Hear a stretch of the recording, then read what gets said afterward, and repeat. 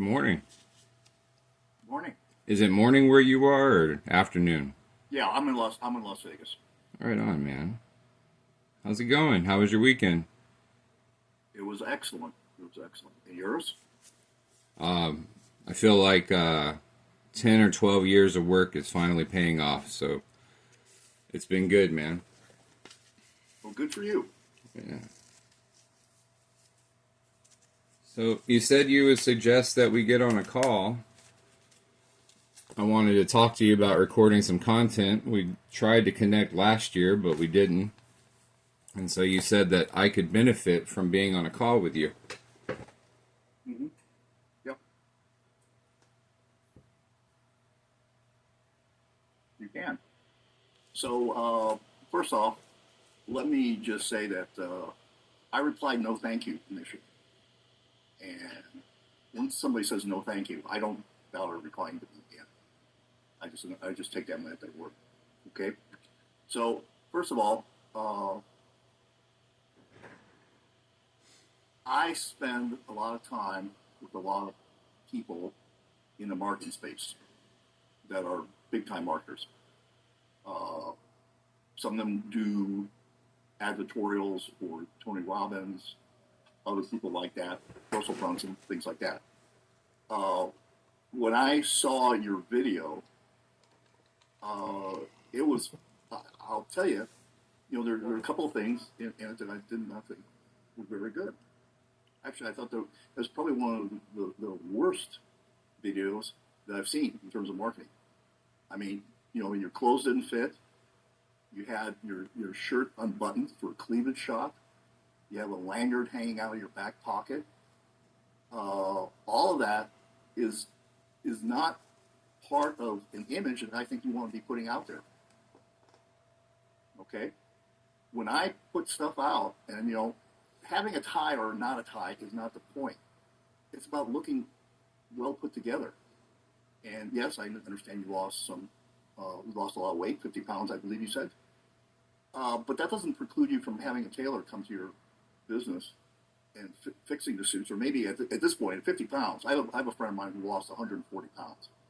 And about every 30 pounds, he had to buy new clothes because it was impossible to tailor. So that really is what I think you would benefit from, is that look at that, and if you are shooting something, I don't know whether you have a professional videographer in there or not, or just had someone with their phone, and that's fine. I do all sorts of things as far as shooting videos.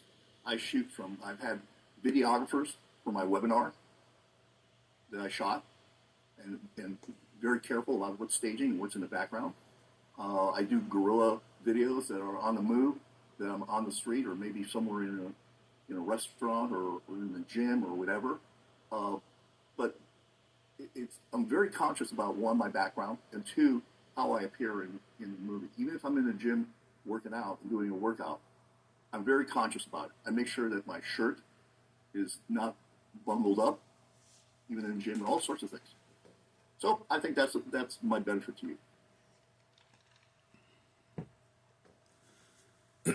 So, from a cybersecurity perspective, one of the things that we've been working on for the last 2 years is helping a couple of social media sites understand the anonymity that is going on behind cyberbullying. And one thing that's really been fascinating that we have found is the majority, when I say the majority of cyberbullying that's going on online, more than 80% of people that are starting shit are 55 or older, which is fascinating to me, because you would think that it would be like the younger, irresponsible crowd that would be out there using the internet in order to make people feel bad about themselves. But it's not. It's older people. It's the baby boomer generation mostly. And so while I appreciate that you said no thank you, like you mentioned, I didn't see a no thank you to Trina. But what I did see was, what the fuck? Look at my profile. Do you think I'm interested in this shit? FYI, tell your CEO to put a tie on and get a suit that fits. Sleazy comes to mind in the first few minutes. Take me off your list. And so, when I see someone who is setting the standard for how men should be treated or treating other people, and while I appreciate your opinions on my video that I shot and how I looked and my suit and everything, the wonderful thing is we discovered that we obviously weren't talking to you, because even though you have a profile online that tells people that you're here to inspire others, you verbally attacked through text message a woman who sent you a video because it was inspirational. And even though I get your perspective about my tie and my losing 50 pounds and my having access to a tailor and everything, I completely appreciate that. It does not change the fact that even if you did say no thank you one time, you could have said no thank you again. You could have blocked her. You could have taken any sort of direction that would lead me to believe that the standard is something that could be helpful to men. But you attacked. And not only did you attacked like a child on a playground. And so when you sent me your video, or when you sent the thing and you said, I could benefit from a call from you, and then whenever I said I booked a call and you said good, and then you sent me a video and you said, I suggest that you watch this before we get on our call. I didn't watch anything because I'm watching you. I'm watching your actions, and the fact that multiple days have gone by and you have not apologized to a woman for messaging you in the outburst that you said to her, brother, I don't really feel like I could learn anything from you.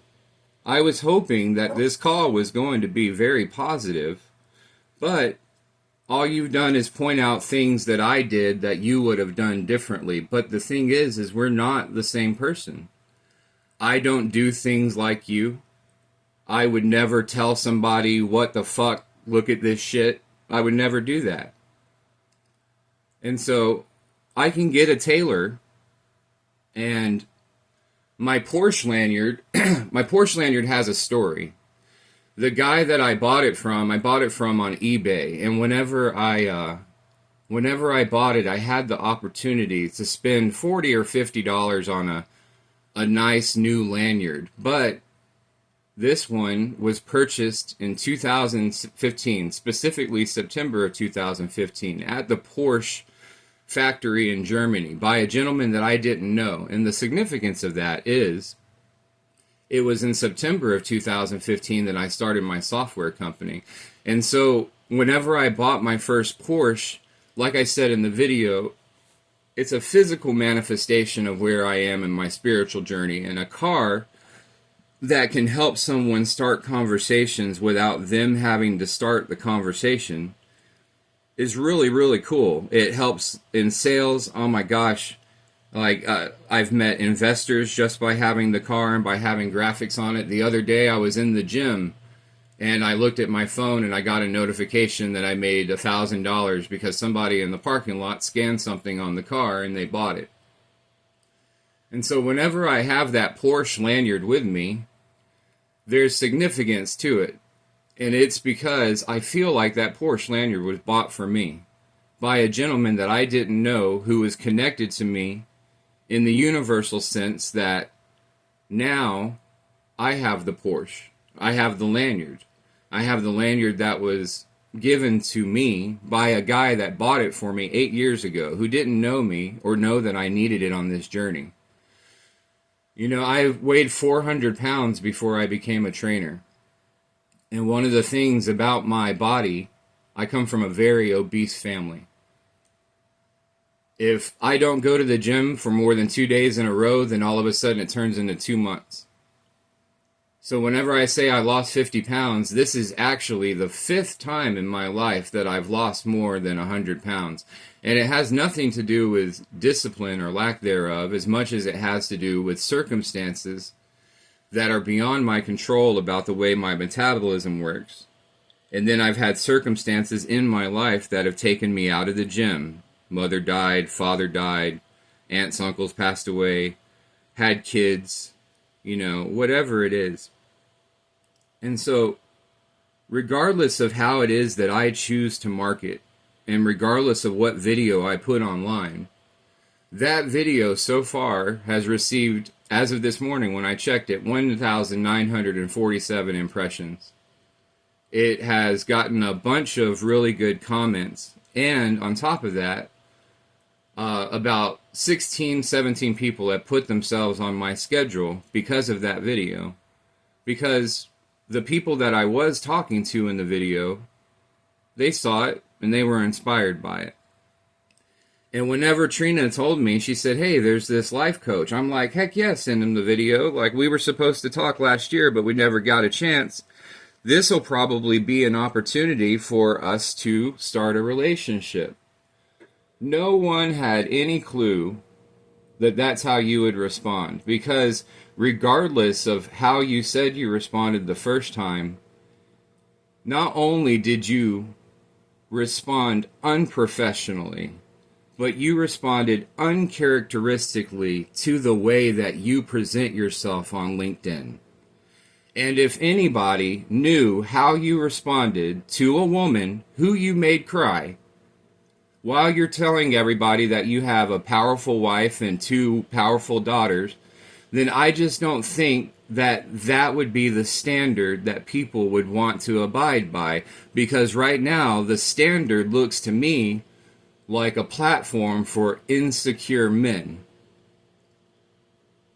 So the reason why I was getting on this call is not because I needed to take any kind of coaching suggestions from you.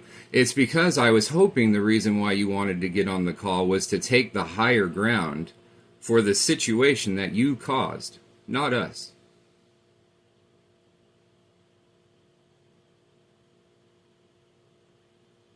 So are you finished? I am. Okay, then I guess we're finished. Have a great day. You too.